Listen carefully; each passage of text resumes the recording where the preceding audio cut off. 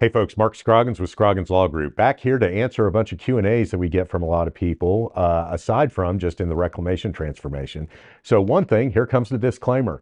Anything that I answer in response to these questions does not create an attorney-client relationship between me and anybody out there, or SLG collectively, that's Scroggins Law Group, and anybody out there either. These are merely being answers to questions that are things you need to know before you go in and talk to a lawyer about whatever family law issue you have. Okay, so with that, let's get started on our questions today. Number one, how is debt divided in Texas in a divorce?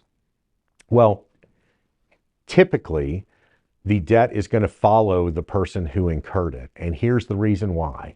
Because let's say that I've got a credit card. That credit card is just in my name. Let's say I get divorced from my wife and the debt is awarded to my wife. Well, what happens if she doesn't pay it? Okay, is the credit card company going after her? No, they're not. They're coming after me. Why?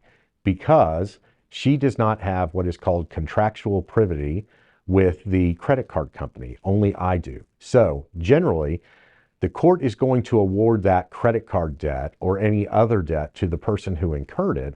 They're going to find assets or a judgment even possibly to make up for that difference. So there's always a balancing act that is going to go on, okay?